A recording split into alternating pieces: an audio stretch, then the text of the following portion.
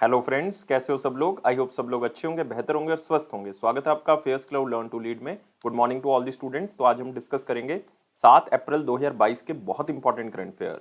आप दो best images यहाँ पे देख रहे हो, लेकिन बहुत ही इंपॉर्टेंट करंट फेयर डिस्कस करने वाले हैं, तो वीडियो को बिल्कुल लास्ट तक जो है वो जरूर देखना है।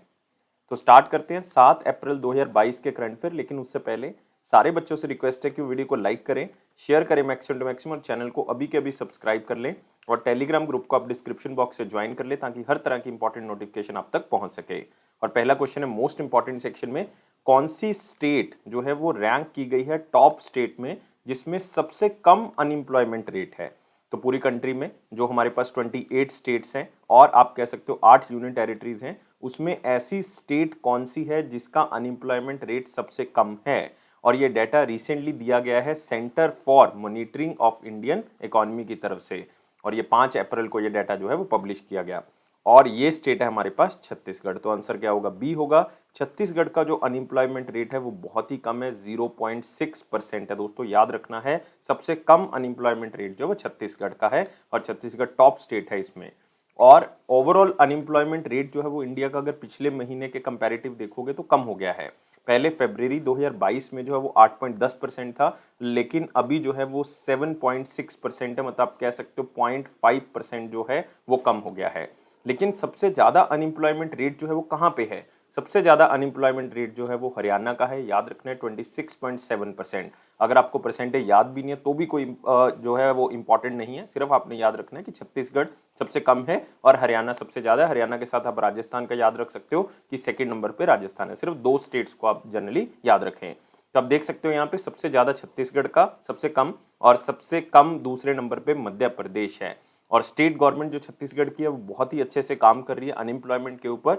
और साथ ही साथ उन्होंने अलग से एक डिपार्टमेंट क्रिएट किया जिसके थ्रू जो है वो अनएम्प्लॉयमेंट को खत्म करने का लक्ष्य निर्धारित किया गया और एक मिशन किया गया, छत्तीसगढ़ एम्प्लॉयमेंट मिशन। और इस मिशन के तहत जो है वो 15 लाख युवाओं को नौकरी देनी है, 15 लाख युवाओं को जो है वो एम्प्लॉयमेंट अपॉर्चुनिटीज प्रोवाइड करनी है अगले 5 साल के अंदर। इसी लक्ष्य के थ्रू जो है वो अनएम्प्लॉयमेंट रेट जो है वो कम होता हुआ यहाँ पे दिख रहा है। तो इसी के साथ आते हैं अगले क्वेश्चन के ऊपर। Who one women singles in Miami open 2022। जो मियामी ओपन है दोस्तों, इसको याद रखना है, इसको मास्टर्स 1000 टूर्नामेंट के नाम से भी जाना जाता है। और वुमेन सिंगल के अंदर मियामी ओपन जीता है ईगा नतालिया स्वेतेक ने। और याद रखना है कौन सी कंट्री से बिलोंग करती हैं दोस्तों, ये पोलैंड से बिलोंग करती हैं। और इन्होंने हराया किसको है, नाओमी ओसाका को हराया है। तो मियामी ओपन जो है वो 21 मार्च को स्टार्ट हुआ था और 3 अप्रैल को खत्म हो गया। और ये Miami gardens Florida United states of America में खेला गया। तो आप देख सकते हो ईगा स्वेतेक ने नाओमी ओसाका को हरा के मियामी ओपन जो है वो जीत लिया है। लेकिन साथ ही साथ वो वर्ल्ड की पहले नंबर की प्लेयर बन चुकी हैं वुमेन कैटेगरी के अंदर, ये याद रखना है, वुमेन कैटेगरी के अंदर पहले नंबर की प्लेयर बन चुकी हैं। लेकिन इसी के साथ मेंस सिंगल को मियामी ओपन में किसने जीता, तो मेन सिंगल को जीतने वाले जो प्लेयर हैं वो हैं कार्लोस अल्काराज। तो याद रखना है वुमेन सिंगल किसने जीता है और जो मेन सिंगल है वो किसने जीता है। और कार्लोस अल्काराज कौन सी कंट्री से बिलोंग करते हैं, ये स्पेन से बिलोंग करते हैं।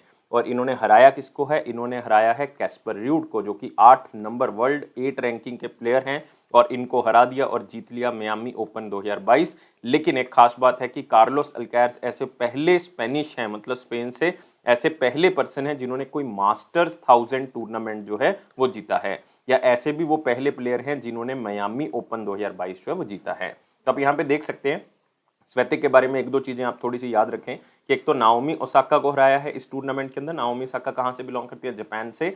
और हरा के वो women tennis association women world ranking के अंदर जो है वो पहले नंबर पे आ चुके हैं। याद रखना, अब नंबर 1 प्लेयर जो है वो कौन बन चुकी हैं, ईगा स्वेतिक बन चुकी हैं। और स्वेतिक जो है वो 20 साल की हैं केवल, और आप कह सकते हो ऐसी चौथी महिला हैं जिन्होंने टूर्नामेंट जो है वो 2022 के अंदर बैक टू बैक जीते, 2 टूर्नामेंट जिनको सनशाइन डबल कहा जाता है। एक तो इंडियन वेल्स, एक मियामी टूर्नामेंट जो है, दोनों के दोनों याद रखने हैं। इंडियन वेल्स जो है वो पहले खेला गया था साल के स्टार्टिंग में, वो भी जो है वो ईगा स्वेतिक ने जीता था। मियामी ओपन भी जो है वो इन्होंने जीत लिया, बैक टू बैक जीता। और इन दोनों टूर्नामेंट को जीतने वाले प्लेयर को सनशाइन डबल जीता हुआ माना जाता है। तो ऐसी चौथी महिला हैं जिन्होंने इसको बैक टू बैक जीता। और साथ ही आपने याद रखना है कि ऐसी ये पहली महिला बन चुकी हैं जिन्होंने 2022 के या किसी भी साल के स्टार्टिंग में होने वाले मास्टर्स 1000 टूर्नामेंट को जो है वो जीत लिया है। वर्ल्ड आप कह सकते हो वुमेन टेनिस एसोसिएशन 1000 वाले जो टूर्नामेंट्स हैं उसको जीत लिया है। तो ऐसे 3 टूर्नामेंट कौन कौन से हैं? एक तो बीएनपी परिबास हुआ था पहले स्टार्टिंग में, फिर कतर टोटल एनर्जीज ओपन हुआ था, फिर मियामी ओपन। ऐसी पहली महिला बन चुकी हैं जिन्होंने ये तीनों ओपन जो है वो जीत लिए हैं। और कार्लोस अल्कैर जो हैं वो 18 साल के हैं और ऐसे यंगेस्ट प्लेयर बन चुके हैं जिन्होंने मास्टर्स 1000 टूर्नामेंट जीता है, क्योंकि इससे पहले जो है वो नोवाक जोकोविक के पास ये रिकॉर्ड था जो यंगेस्ट प्लेयर थे जिन्होंने मास्टर 1000 टूर्नामेंट जीता था, लेकिन अब कार्लोस अल्कैर्स बन चुके हैं। तो अपने नाम जो है वो जरूर याद रखना है, किसको हराया है एक बार जरूर देख लें, सुन लें, लेकिन सबसे इंपॉर्टेंट है आपको विनर का नाम जो है वो पता होना चाहिए। तो आप यहाँ भी देख सकते हैं मेन सिंगल के अंदर कार्लोस अल्कैर जीते, कैस्पर रूड को हराया इन्होंने, और वुमेन सिंगल में इगा स्वियातेक जीती, नाओमी ओसाका को हराया। कौन सी कंट्री से बिलोंग करते हैं मैं ऑलरेडी आपको बता चुका हूं। इसी के साथ आते हैं अगले क्वेश्चन के ऊपर, किसने फोर्ब्स वर्ल्ड बिलियनियर लिस्ट 2022 के अंदर टॉप किया है? फोर्ब्स ने अपनी एक लिस्ट जारी की और इस लिस्ट के अकॉर्डिंग सबसे सबसे रिचेस्ट पर्सन जो हैं वो एलन मस्क हैं। तो आंसर क्या होगा इसका? बी होगा। और ऐसा पहली बार हुआ है कि एलन मस्क ने फोर्ब्स की वर्ल्ड बिलियनियर लिस्ट को टॉप किया है। तो पहले नंबर पे एलन मस्क हैं, दूसरे नंबर पे जेफ बेजोस हैं, तीसरे नंबर पे बर्नार्ड अर्नॉल्ट हैं, और चौथे नंबर पे बिल गेट्स, और पांचवें नंबर पे आप कह सकते हो वॉरेन बफेट हैं, जो कि अलग अलग ट्रेड्स में इन्वेस्ट करते हैं। और एलन मस्क जो है वो रिचेस्ट है, इनकी टोटल वेल्थ जो है वो $219 बिलियन जो है वो आंकी गई है, लेकिन दूसरा स्थान जेफ बेजोस का। पहले दो याद रखें, लेकिन इसमें आपने नंबर याद रखना है कि ये कौन सी रिपोर्ट है। ये 36th एनुअल रैंकिंग है बिलियनियर्स की, और इस रिपोर्ट का नाम है फोर्ब्स वर्ल्ड बिलियनियर्स लिस्ट 2022, और एलन मस्क ने इस लिस्ट को पहली बार जो है वो टॉप किया है। लेकिन अगर आप इंडिया की अलग से लिस्ट निकालोगे तो मुकेश अंबानी नंबर 1 पे होंगे, और इन्होंने फोर्ब्स की लिस्ट इंडिया के अंदर जो है वो टॉप किया है, और ये एशिया के भी रिचेस्ट पर्सन बन चुके हैं और इंडिया के भी रिचेस्ट माने गए हैं इस लिस्ट के अकॉर्डिंग। लेकिन आपने याद रखना है वर्ल्ड रैंकिंग के अंदर मुकेश अंबानी का स्थान जो है वो कौन सा है? 10th है, ये जरूर याद रखना है। और दूसरा स्थान किसको मिला है? गौतम अदानी को मिला है। उनकी जो वेल्थ आंकी गई है वो $90 बिलियन आंकी गई है, लेकिन जो मुकेश अंबानी की वेल्थ आंकी गई है वो 90.7 बिलियन आंकी गई है। अपने याद रखना है एलन मस्क पहले पे है, जेफ बेजोस दूसरे पे है वर्ल्ड रैंकिंग के अंदर, और मुकेश अंबानी इंडियन रैंकिंग के अंदर पहले पे, अदरवाइज इनका स्थान जो है वो 10th है। दूसरे स्थान पे गौतम अदानी है, तीसरे स्थान पे शिव नडार, आप देख सकते हो यहाँ पे शिव नडार, ये हैं गौतम अदानी, और यहाँ पे आप मुकेश अंबानी जी का चेहरा भी देख सकते हैं। फिर है साइरस पूनावाला जो आप कह सकते हो सीरम इंस्टीट्यूट ऑफ इंडिया के हेड हैं। फिर आ गया हमारे पास राधाकृष्ण दमनी का नाम। तो लेकिन आपने पहले दो जो है वो खास तौर से याद रखने हैं। लेकिन अगर आप कंट्री वाइज लिस्ट की बात करोगे तो यूएसए में आपको सबसे ज़्यादा बिलियनियर्स मिलेंगे। 735 बिलियनियर्स जो है वो केवल यूएसए से बिलोंग करते हैं, और सेकंड रैंक जो है वो चाइना का है, 607 बिलियनियर्स जो है वो चाइना से बिलोंग करते हैं। तो इंडिया में कितने बिलियनियर्स हैं? अगर आप इंडिया की लिस्ट देखोगे 2021 की देखोगे तो 2021 में 140 बिलियनियर्स थे, तो कुछ इंक्रीज हुआ है, 166 बिलियनियर्स जो हैं वो 2022 की लिस्ट में आंके गए हैं। तो पहले स्थान पे यूएसए है, दूसरे पे चाइना है। अगले क्वेश्चन के ऊपर आते हैं। अगला क्वेश्चन है हमारे पास वेरी इंपॉर्टेंट क्वेश्चन सेक्शन में, लेकिन वीडियो को लाइक करें, शेयर करें मैक्सिमम टू मैक्सिमम, चैनल को सब्सक्राइब कर लें, और टेलीग्राम ग्रुप को आप डिस्क्रिप्शन बॉक्स से ज्वाइन कर लें ताकि हर तरह की इंपॉर्टेंट नोटिफिकेशन मिल सके। तो इसमें पहला क्वेश्चन है, which is the first state in the country to provide digital forum J on a real time basis? तो इसमें कीवर्ड क्या है? जे फॉरम डिजिटल प्रोवाइड करने वाली ऐसी पहली स्टेट कौन सी बन गई है जो उसी टाइम पे आपको ये फॉरम जो है वो प्रोवाइड कर देगी?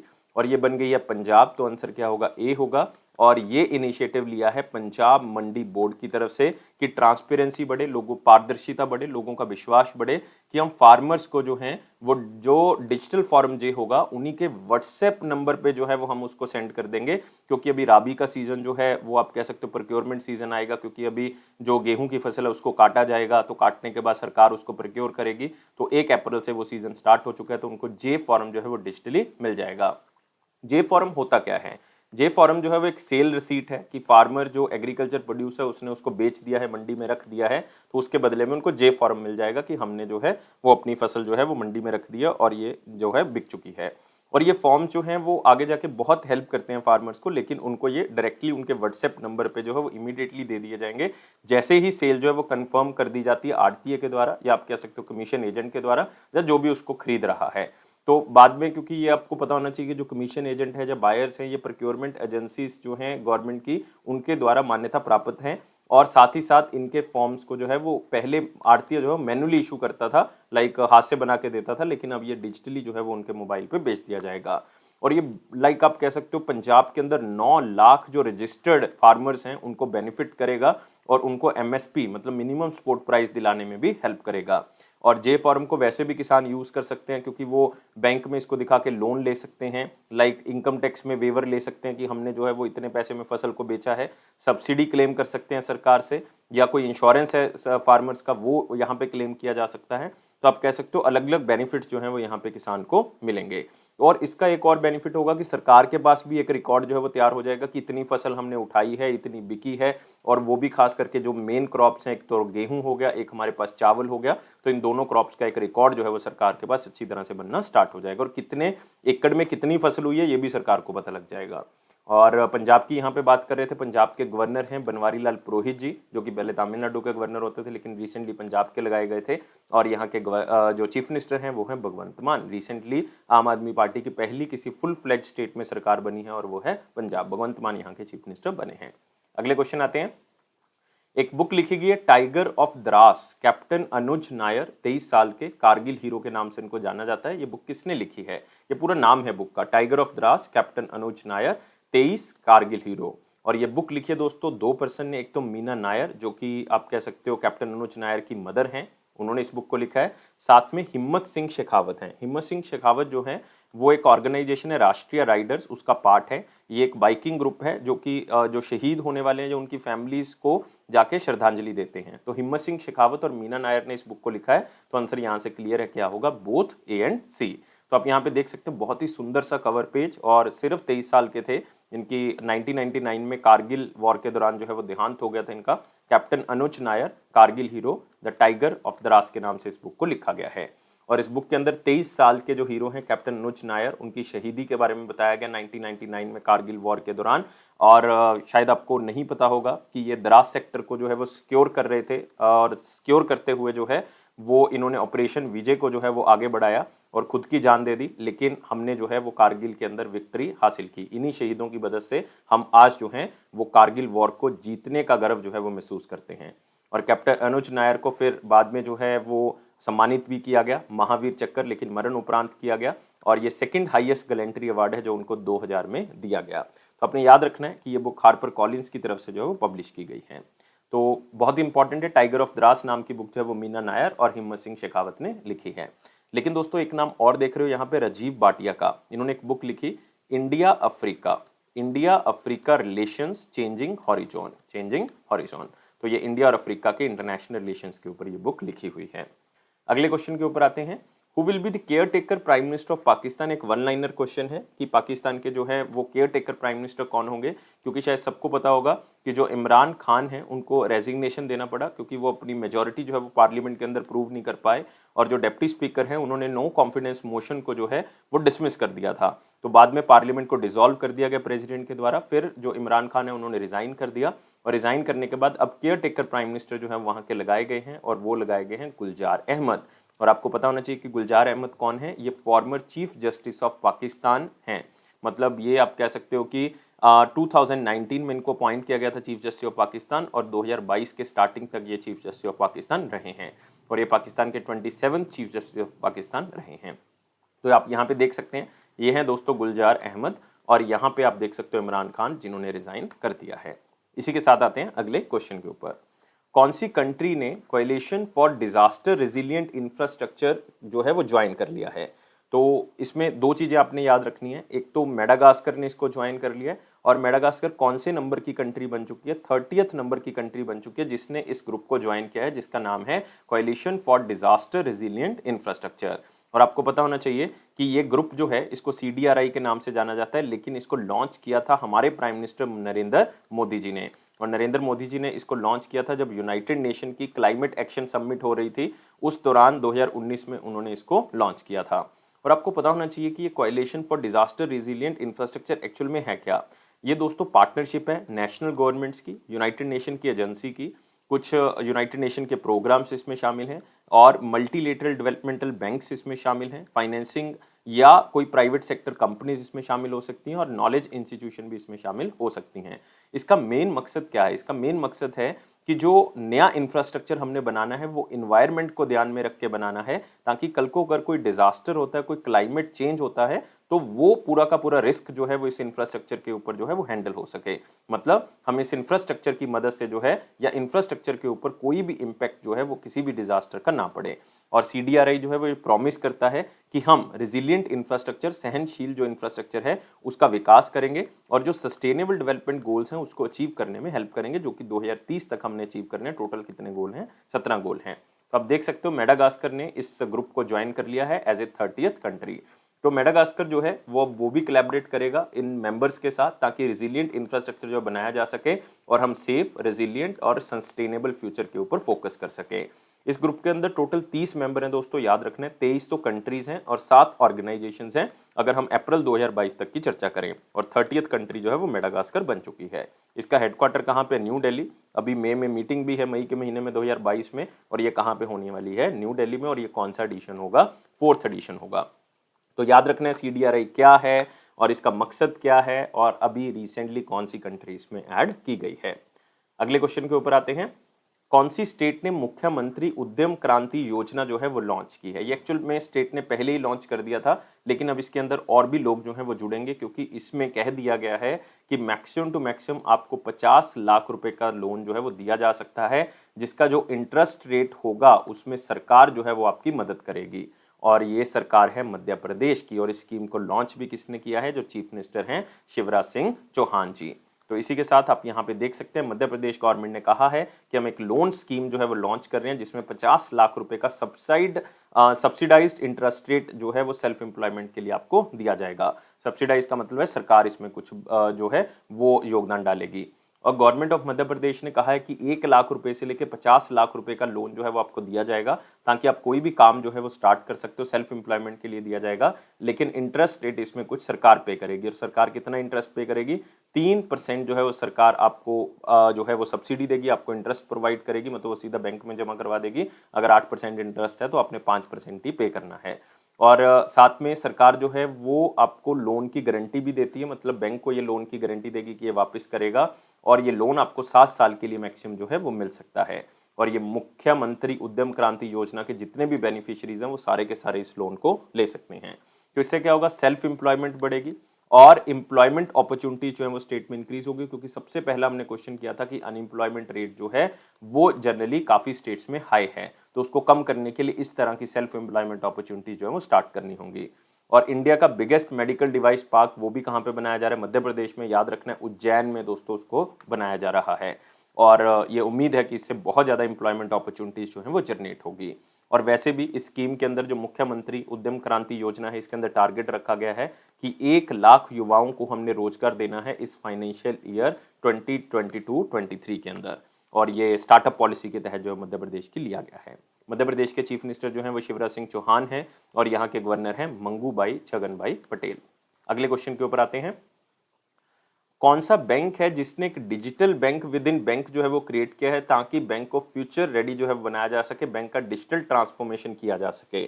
तो कुछ नहीं है, बहुत ही सिंपल है कि काफ़ी चीज़ें बैंक की जो है वो एप्लीकेशन की मदद से लोगों को प्रोवाइड कर दी जाएंगी, और ये बैंक है यूनियन बैंक ऑफ इंडिया। तो आंसर हमारे पास क्या होगा? सी होगा।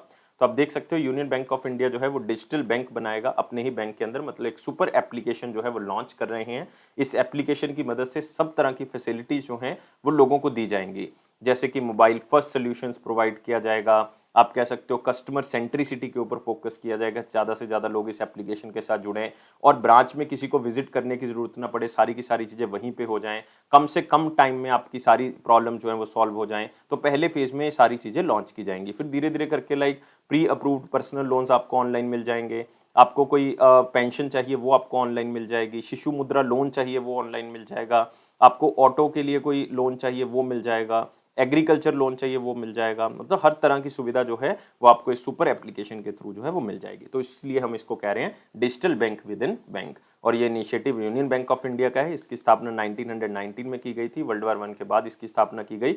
इसका हेडक्वार्टर दोस्तों मुंबई के अंदर है। इसकी टैगलाइन है good people to bank with, good people to bank with. और एक हाँ बिल्कुल याद रखना है, सीईओ और मैनेजिंग डायरेक्टर बिल्कुल याद रखें, राज किरण राय जी हैं, राज किरण राय जी। अगले क्वेश्चन के ऊपर आते हैं।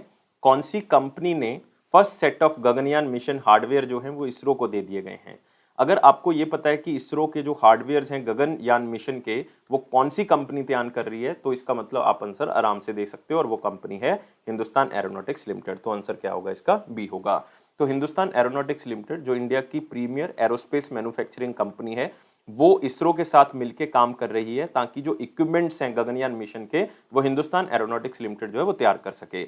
और गगनयान मिशन जो है वो आप कह सकते हो कि उसका पहला जो अनक्रूड मिशन होगा जिसमें लोगों को नहीं भेजा जाएगा, वो इस साल के एंड तक जो है वो भेजे जाने की संभावना है। तो आप देख सकते हो हिंदुस्तान एरोनॉटिक्स लिमिटेड ने गगनयान मिशन के हार्डवेयर जो है वो इसरो को दे दिए हैं।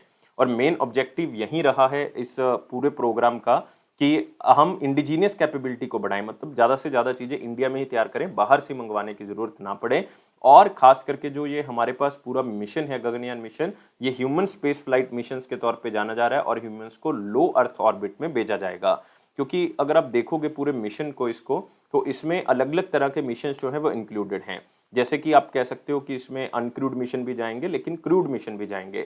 दो तो अनमैन्ड मिशन जाने हैं इसके अंदर गगनयान मिशन के तहत, एक मैन्ड मिशन जाएगा जिसमें लोगों को भी भेजा जाएगा और गवर्नमेंट ऑफ इंडिया की तरफ से इसको अप्रूवल मिल चुका है। और हिंदुस्तान एरोनॉटिक्स लिमिटेड इसरो के लिए बहुत इंपॉर्टेंट है क्योंकि इसरो के लिए ये अलग अलग लॉन्चर्स भी डेवलप कर रहे हैं, जैसे polar satellite launch vehicle develop कर रहे हैं, geosynchronous satellite launch vehicle GSLV vehicle, जिसमें MK2 और MK3 दोनों के ऊपर काम किया जा रहा है। और रिसेंटली इसरो ने जो है जो इंजन है, लाइक आप कह सकते हो गगनयान मिशन का, जिसके थ्रू गगनयान मिशन को लॉन्च किया जाएगा, उसका नाम है विकास इंजन। याद रखना है उसका नाम क्या है, विकास इंजन। उसका भी रिसेंटली हॉट टेस्ट किया है लिक्विड प्रोपेलेंट का, जो कि उसमें यूज होगा। तो ये भी आप याद रख सकते हो। और खास तौर से आपने एक दो चीजें और याद रखनी है इसके अंदर इसरो के बारे में। इसरो के जो करंटली हेड हैं वो हैं S सोमनाथ, और इसरो का हेडक्वार्टर कहाँ पे है? बेंगलुरु, कर्नाटका। अगले क्वेश्चन के ऊपर आते हैं। कौन सी स्टेट ने अपनी स्टेट के अंदर 13 नई डिस्ट्रिक्ट्स को ऐड कर लिया है? तो हमने इस क्वेश्चन को पहले भी किया था लेकिन उस टाइम पे ये कहा गया था, अब रिसेंटली ये लॉन्च कर दिया गया है कि 13 नई डिस्ट्रिक्ट्स जो हैं वो स्टेट में ऐड कर दी गई हैं। अब टोटल डिस्ट्रिक्ट जो हैं वो 26 हो गई हैं दोस्तों स्टेट के अंदर। और ये स्टेट है हमारे पास आंध्र प्रदेश, और इसका उद्घाटन किया है जो आंध्र प्रदेश के चीफ मिनिस्टर हैं वो हैं जगन मोहन रेड्डी जी। आप देख सकते हो जगन मोहन रेड्डी जी, और अपनी अलग अलग स्कीम्स के लिए खास तौर से जाने जाते हैं। अब पूरी स्टेट के अंदर 26 डिस्ट्रिक्ट्स जो हैं वो हो चुकी हैं, नई 13 डिस्ट्रिक्ट्स को ऐड कर लिया गया है। और मेन मकसद नई डिस्ट्रिक्ट्स को ऐड करने का यही है कि एक तो हम यूनाइटेड नेशन के सस्टेनेबल डेवलपमेंट गोल्स को अच्छी तरह से अचीव कर सकें, और साथ ही साथ ये डिसीजन इसलिए भी लिया गया कि एडमिनिस्ट्रेशन जो है वो आसान हो जाए, सरकार जो है वो लोगों तक सही तरीके से पहुंच सके।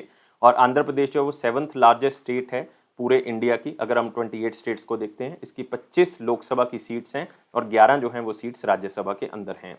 और अगर आपको पता है कि सबसे ज़्यादा डिस्ट्रिक्ट जो है वो कौन सी स्टेट की हैं, तो वो हमारे पास जो है वो 75 डिस्ट्रिक्ट्स हैं, और वो कौन सी स्टेट की हैं? उत्तर प्रदेश की। और सबसे कम जो हैं वो डिस्ट्रिक्ट्स हैं गोवा की। सिर्फ कितनी डिस्ट्रिक्ट्स हैं गोवा के अंदर? 2 डिस्ट्रिक्ट्स हैं। इसी के साथ आते हैं अगले क्वेश्चन के ऊपर। एक बुक लिखी गई है बिरसा मुंडा जनजातीय नायक।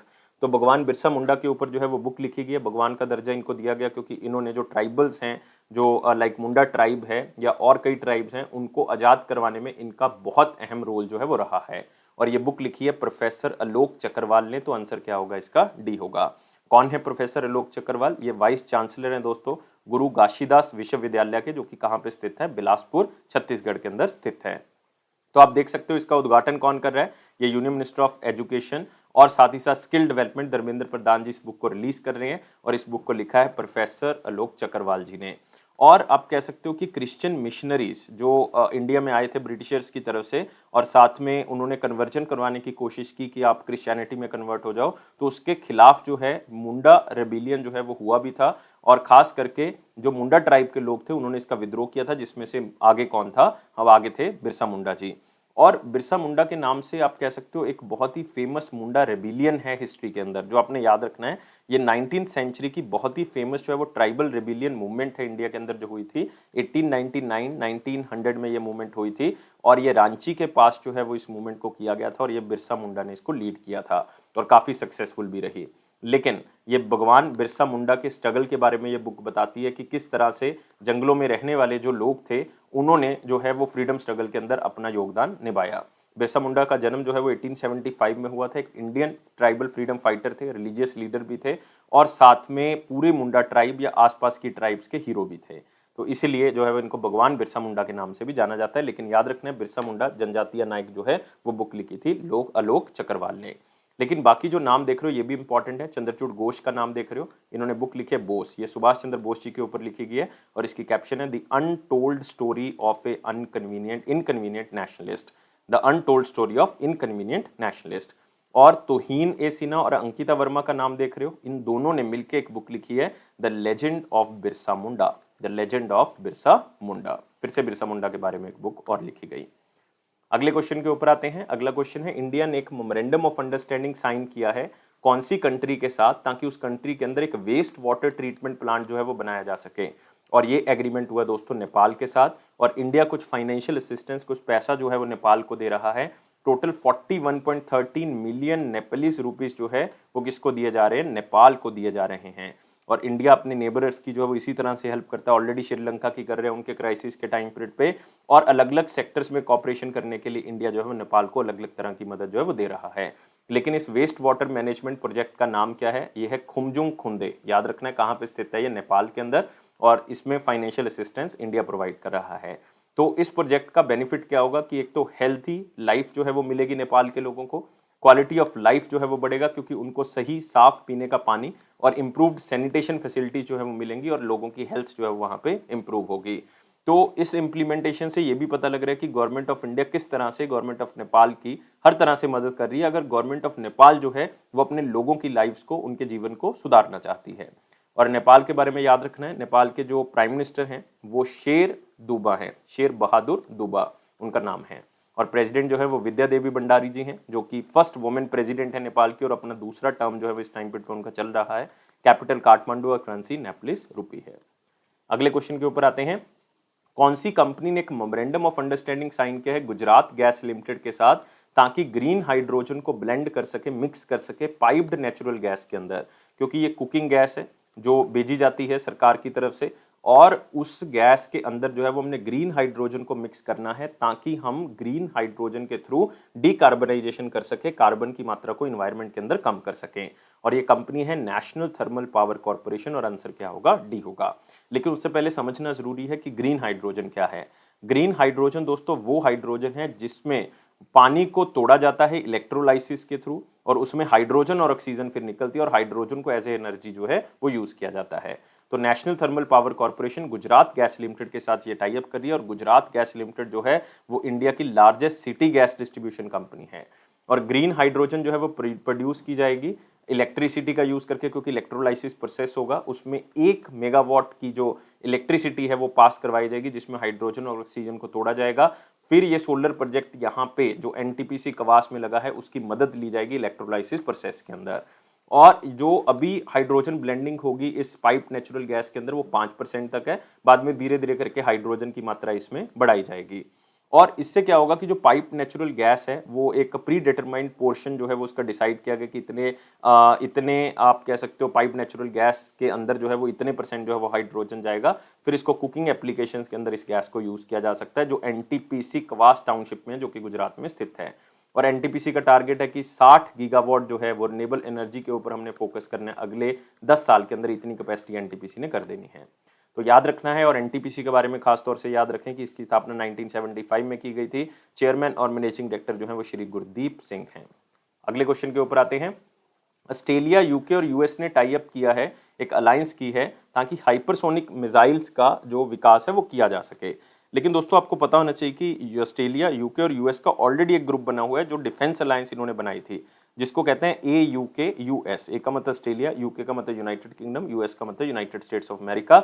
ये ऑलरेडी पहले सबमरीन्स के लिए टाई अप कर चुके हैं, क्योंकि ऑस्ट्रेलिया के पास पनडुब्बी नहीं है और यूके और यूएस के पास बहुत है, तो वो डेवलप करके जो है वो कहाँ पे भेजेंगे, ऑस्ट्रेलिया में। तो इस तरह का ऑलरेडी टाई अप हो चुका है, इसको कहते हैं इंडो पैसिफिक अलायंस इनमें हो चुकी है, ताकि न्यूक्लियर पावर्ड सबमरीन टेक्नोलॉजी जो ऑस्ट्रेलिया के पास है नहीं है वो ऑस्ट्रेलिया को प्रोवाइड करवाई जाए। अब एक नया ट्राइलेटरल कॉपरेशन हो गया है, ताकि हाइपरसोनिक वेपन्स के ऊपर भी हम तीनों कंट्रीज मिलके जो है वो अपनी कॉपरेशन बढ़ाएं और हाइपरसोनिक वेपन्स का निर्माण जो है वो किया जा सके। और खास करके आप कह सकते हो कि मैं जब सबमरीन्स की बात करता हूं तो दोनों कंट्रीज के पास थी, ऑस्ट्रेलिया के पास नहीं थी, तो ऑस्ट्रेलिया को बना के दी जाएंगी। तो इस ग्रुप का नाम याद रखना है कि 3 कंट्रीज कौन कौन सी हैं। अगले क्वेश्चन के ऊपर आते हैं। Union environment minister Bhupender Yadav ji ने एक अवेयरनेस प्रोग्राम लॉन्च किया, अवेयरनेस मैस्कट लॉन्च किया, जिसका नाम है प्राकृति नेचर, जिसको कह सकते हो। और ये इनिशिएटिव किसके लिए है? ये प्लास्टिक वेस्ट मैनेजमेंट के लिए। याद रखना है किसके लिए? प्लास्टिक वेस्ट को हमने जो है वो खत्म करना है, उसको मैनेज करना है और सिंगल यूज प्लास्टिक को हमने खत्म करना है। तो आप देख सकते हो प्राकृति मैस्कट का मेन मकसद यही है कि लोगों में अवेयरनेस क्रिएट की जा सके, ताकि छोटे छोटे चेंजेस करके हम इन्वायरमेंट को क्या कर सकते हैं? साफ कर सकते हैं। और इसका मेन मकसद यही है कि हम ग्रीन इनिशिएटिव जो है वो प्लास्टिक के लिए लेके आए, और एक national dashboard on elimination of single use plastic जो है वो लॉन्च किया गया है, और प्लास्टिक वेस्ट मैनेजमेंट के लिए ministry of environment, forest and climate change ने लॉन्च किया है। और इस पूरे डैशबोर्ड का मकसद भी यही है कि जितनी भी सेंट्रल मिनिस्ट्रीज हैं, डिपार्टमेंट्स हैं, स्टेट्स हैं, यूटीज हैं, वो एक जगह पे आएँ और पूरे प्रोसेस को ट्रैक कर सकती हैं कि कहाँ कहाँ पे हम सिंगल यूज प्लास्टिक को एलिमिनेट कर सकते हैं और किस तरह से सिंगल यूज प्लास्टिक को मैनेज कर सकते हैं। और रिसेंटली मार्च 2022 में 50th जो है वो एक मीटिंग हुई थी, एक समिट हुई थी यूनाइटेड नेशन इन्वायरमेंट प्रोग्राम की, यूएनईपी की, क्योंकि 50th एनिवर्सरी उसकी मनाई जा रही है, क्योंकि 1972 में यूएनईपी का निर्माण किया गया था, जो कि नैरोबी में हुई थी ये मीटिंग। उसमें भी भूपेंद्र यादव जी ने कहा है कि सिंगल यूज प्लास्टिक को हमने खत्म करना है। इसी के साथ आते हैं अगला सेक्शन, जो कि इंपॉर्टेंट क्वेश्चन सेक्शन। लेकिन वीडियो को लाइक करें, शेयर करें मैक्सिमम टू मैक्सिमम, और चैनल को अभी के अभी सब्सक्राइब कर लें, और टेलीग्राम ग्रुप को आप डिस्क्रिप्शन बॉक्स से ज्वाइन कर सकते हैं। क्वेश्चन है, international day, united nation international day of sport for development and peace जो है वो 6 अप्रैल 2022 को मनाया गया। इसका मेन मकसद यही है कि स्पोर्ट्स का जो रोल है किसी बंदे की डेवलपमेंट में, उसको आगे बढ़ाया जा सके, और फिजिकल एक्टिविटीज जो कम्युनिटीज के अंदर प्रमोट करनी है उसको भी आगे बढ़ाया जा सके, ताकि लोग जो है वो अपने स्वस्थ जीवन को जी सकें। और ऐसा 9th टाइम हम कर रहे हैं, बिकॉज ये दिन जो है वो 9th टाइम जो है वो international day of sport for development and peace 9th time जो है वो हम इसको सेलिब्रेट कर रहे हैं। और पहली बार इसको मनाया गया था 2014 में, और इसका थीम क्या है? Securing A sustainable and peaceful future for all, the contribution of sport. अगला आते हैं वन लाइनर इंपॉर्टेंट पॉइंट में, जिसमें पहला पॉइंट है कि यूनियन कैबिनेट ने इंडियन अंटार्कटिका बिल जो है वो पास कर दिया है। इसका मेन मकसद यही है कि इस पूरे आईसी कॉन्टिनेंट को, जो अंटार्कटिका है, उसमें इन्वायरमेंट चेंजेस से हमने जो है वो इसको बचाना है, हमने प्रोटेक्ट करना है अंटार्कटिका को। और ये पहली बार ऐसा हुआ है, कोई लेजिस्लेशन बनाया गया है इंडिया में अंटार्कटिका को लेके, क्योंकि अंटार्कटिका के अंदर हम अलग अलग प्रोग्राम करते आ रहे हैं। 1981 में हमने अंटार्कटिका के अंदर रिसर्च करनी स्टार्ट की थी। अभी तक 40 ऐसे अलग अलग साइंटिफिक एक्सपीडिशंस हम वहाँ पे कर चुके हैं, और 3 हमारे वहाँ पे रिसर्च सेंटर भी हैं दोस्तों। सबसे पहला था दक्षिण गंगोत्री, जो 1983 में बनाया गया था, फिर था मैत्री, जो 1988 में बनाया गया था, और फिर हमारे पास था भारती, जो 2012 में बनाया गया था, लेकिन वर्किंग में अभी सिर्फ मैत्री और भारती ही हैं। नेक्स्ट, ग्लोबल एमिशन को कम किया जा सकता है, इवन आधा किया जा सकता है 2030 तक, अगर हम कुछ एनर्जी सेक्टर के अंदर बदलाव लेके आए। ये रिपोर्ट दी गई है international panel on climate change की तरफ से। उनकी रिपोर्ट का नाम है क्लाइमेट चेंज 2022। उस रिपोर्ट के तहत कहा गया है कि अगर हमने इस ग्लोबल वार्मिंग को रोकना है, तो रिसेंटली हमें काम करना होगा कि 1.5 डिग्री सेल्सियस तक जो है वो लिमिट करना होगा अपने टेम्परेचर को। अगर इतने टेम्परेचर को बढ़ने से हम रोक देते हैं, तो इसका मतलब हम ग्लोबल एमिशंस को आधा कर सकते हैं।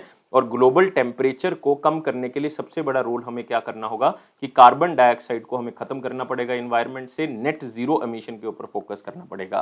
क्योंकि 2010 से लेके अगर 19 वाले ये 10 साल देखें, तो ये सबसे गर्म साल देखे गए हैं। ये global green house gases emission के सबसे हाईएस्ट लेवल जो है वो देखे गए पूरी ह्यूमन हिस्ट्री के अंदर। ये बहुत बड़ी बात है। नेक्स्ट, ब्लूमबर्ग बिलियनियर इंडेक्स में गौतम अदानी ने जो है वो पछाड़ दिया है कि इसको मुकेश अंबानी को, और वो इंडिया के भी और एशिया के रिचेस्ट पर्सन बन गए। लेकिन यहाँ पे बात हो रही है ब्लूमबर्ग बिलियनियर इंडेक्स। तो ये इतना इंपॉर्टेंट नहीं, क्योंकि ये चेंज होता रहता है, हर रोज जो है वो ये डाटा आता है, तो उसमें कभी कोई आगे निकल जाता है, कभी कोई। लेकिन दूसरे नंबर पे जो है इसमें मुकेश अंबानी है, पहले नंबर पे गौतम अदानी आ चुके हैं। अदरवाइज पूरे वर्ल्ड में अगर आप ग्लोबल रैंकिंग देखोगे, तो गौतम अदानी जो है वो 10th रैंक पे है, 10th रैंक पे है, और मुकेश अंबानी जो है वो 11th रैंक पे हैं। ये भी आप याद रख सकते हो। और टॉप किसने किया है? एलन मस्क ने जो है वो टॉप किया है, और जेफ बेजोस ने इसके अंदर सेकंड पोजीशन हासिल की है। एशियन डेवलपमेंट बैंक ने अपनी रिपोर्ट के अंदर ये प्रोजेक्ट किया कि इंडिया की ग्रोथ फाइनेंशियल ईयर 23 में कितनी रहेगी? 7.5% रहेगी। और साथ ही साथ उन्होंने फाइनेंशियल ईयर 24 के लिए भी बता दिया कि 8% जो है वो फाइनेंशियल ईयर 24 के लिए उनकी ग्रोथ रहेगी। और साथ में उन्होंने साउथ एशिया का बताया कि 7% जो है वो साउथ एशिया की ग्रोथ रहेगी फाइनेंशियल ईयर इस 2022 के पूरे साल के अंदर, मतलब फाइनेंशियल ईयर 2023 के अंदर। और 2023 में ये ग्रोथ जो है बढ़ के 7.4% हो जाएगी। जब भी साउथ एशिया की बात हो रही है, मतलब हम बात कर रहे हैं अफगानिस्तान की, बांग्लादेश की, भूटान की, इंडिया की, मालदीव्स की, नेपाल, पाकिस्तान और Sri Lanka. Next blindness week, prevention of blindness week जो है वो 1 से लेकर 7 अप्रैल मतलब पहले 7 दिन अप्रैल के जो है वो इसको मनाया गया। इसमें अवेयरनेस क्रिएट की जाती है ब्लाइंडनेस को लेकर कि किस तरह से हम इससे बच सकते हैं, या ऑलरेडी जो ब्लाइंड है उनकी इंपॉर्टेंस क्या है, किस तरह से उनको ट्रीट करना है, कैसे उनको विश्वास दिलाना है, आत्मनिर्भर बनाना है, और किस तरह से जो विजुअली इम्पेयर्ड हैं या उनको कौन सी टेक्निक के थ्रू, कौन से मेथड्स, कौन सी टेक्नोलॉजी का यूज करके उनको हम ठीक कर सकते हैं, ये लोगों में अवेयरनेस क्रिएट की करनी है। वर्ल्ड टेबल टेनिस डे जो है वो 6 अप्रैल को मनाया गया। तो सबको पता होना चाहिए कि वर्ल्ड टेबल टेनिस डे जो है वो इंटरनेशनल टेबल टेनिस फेडरेशन की तरफ से मनाया जाता है। सबसे पहली बार इसको 2015 में जो है वो मनाया गया था। इसका मेन मकसद यही है कि स्पोर्ट्स की स्पिरिट को आगे बढ़ाया जा सके। खास करके हम टेबल टेनिस की बात कर रहे हैं तो किस तरह से ये स्पोर्ट जो है वो पूरे वर्ल्ड के अंदर मनाया जाता है, तो ये एक यूनिटी का प्रतीक है। इसके साथ आते हैं क्वेश्चन ऑफ द डे। 6 अप्रैल 2022 का क्वेश्चन क्या था? क्वेश्चन बहुत सिंपल था कि which was the first Indian bank to open the branch outside India at London. London में ब्रांच खोली थी ऐसा इंडियन बैंक कौन सा था? 1946 में। तो ये दोस्तों बैंक था बैंक ऑफ इंडिया। ये बैंक ऑफ इंडिया का इंटरनेशनल एक्सपेंशन था जो 1946 में उन्होंने एक ब्रांच जो है वो लंदन के अंदर खोली थी, और ऐसा पहला बैंक जो है वो बना था। और ये ऐसा भी पहला बैंक था कि वर्ल्ड वॉर सेकंड खत्म होने के बाद जो है वो किसी इंडियन बैंक ने बाहर ब्रांच खोली हो, और ये बैंक है हमारे पास बैंक ऑफ इंडिया। तो आंसर क्या होगा? सी होगा। अब आते हैं क्वेश्चन ऑफ द डे, बहुत ही सिंपल। जो हमारा इंडियन फाइनेंशियल सिस्टम कोड है ये इसमें कितने डिजिट्स होते हैं? तो इसका आंसर आप मुझे कमेंट बॉक्स में बताओगे, मैं आपके आंसर का वेट करूंगा। लेकिन वीडियो को लाइक करना है, शेयर करें यार मैक्सिमम टू मैक्सिमम, और चैनल को अभी के अभी सब्सक्राइब कर लें। लेकिन साथ ही आप हमारे टेलीग्राम ग्रुप और इस बेल बटन को प्रेस कर दें ताकि हर तरह की इंपॉर्टेंट नोटिफिकेशन आप तक पहुंच सके। लेकिन ये अफेयर्स क्लाउड का प्रॉमिस है कि आपके कॉन्फिडेंस को जरूर बूस्ट करेगा। इसी तरह से हमें सपोर्ट करते रहें, लेकिन लाइफ को बहुत ज़्यादा सीरियस नहीं लोगे, हमेशा खुश रहोगे स्माइली की तरह। Thank you guys, take care and bye.